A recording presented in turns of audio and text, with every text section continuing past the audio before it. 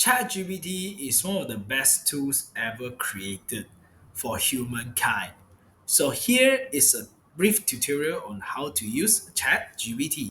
So after you log into ChatGPT, link in the description below, you have this interface.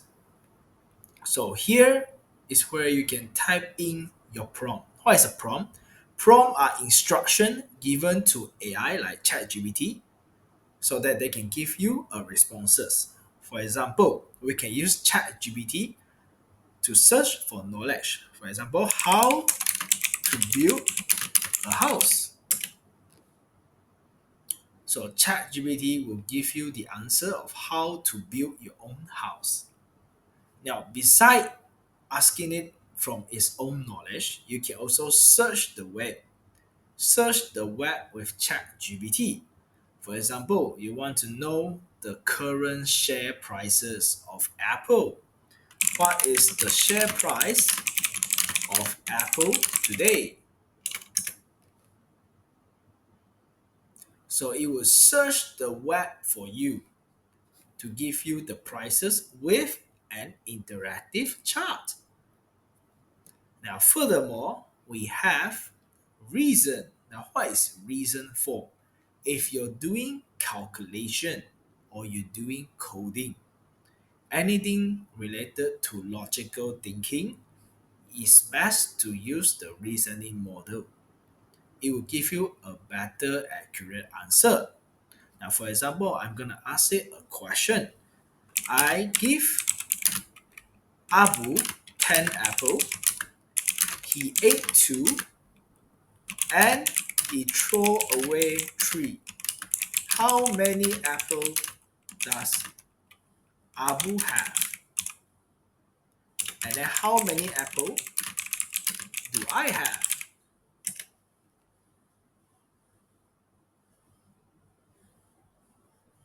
And then it will start to think about it. Okay, it will reason with itself before it actually give you an answer because the previous model is very weak in logical thinking. So yes, Abu have 5 apple left, and then I have 0 apple. Correct. So anything related to reasoning, related to calculation, use the reasoning model. Now, if you don't want to type, you can actually use voice mode.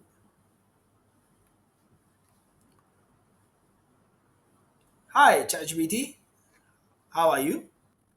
Hi, I'm doing great. Thanks for asking. How about you? Yeah, so you can chat with ChatGPT so that you don't have to use your hands to type. Now, what if I want to find back my pages after I leave ChatGPT? So let us just open a new tab. So you can find your previous chat on your left side. Okay, how to build a house.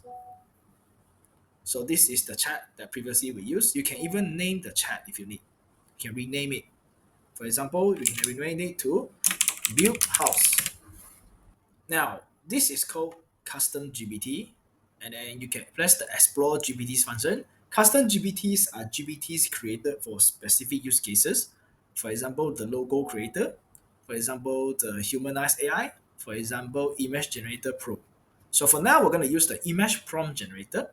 It generates a prompt to put into AI that generate image from text. So let me give an example. Prompt of a black dog eating cake on the beach. So it will give you 3 types of prompt: photorealistic, cinematic, and animate.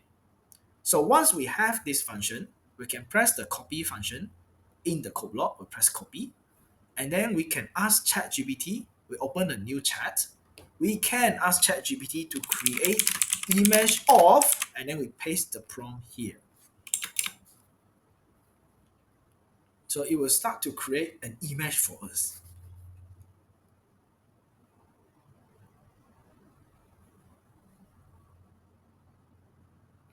Now, we have a nice image, right? A black dog eating cake on the beach.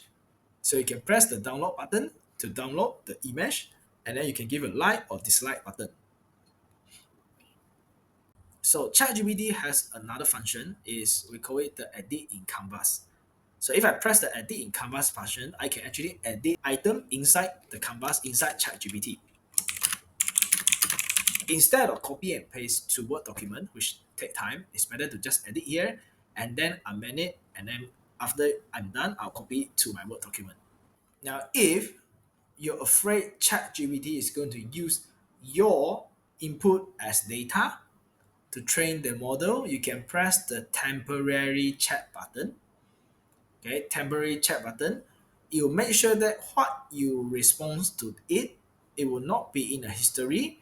They will not be used for training model, and the memory will be off. It won't save your things as its own memory.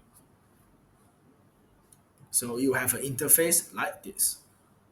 And you can also press the setting. You can change your theme into dark setting or light setting. So I myself, I like light, so I'm going to choose light. The language, you can choose your own language or you can just let it detect it. And then you can actually delete all the chat in one go if you want. Now for the speech, you can actually change the voice you want to hear. For data control, you can export your data and then you can improve the model for everyone. You can off it. If you off it, it will not use your data for training also. So I hope you liked today's video and I'll see you all next time.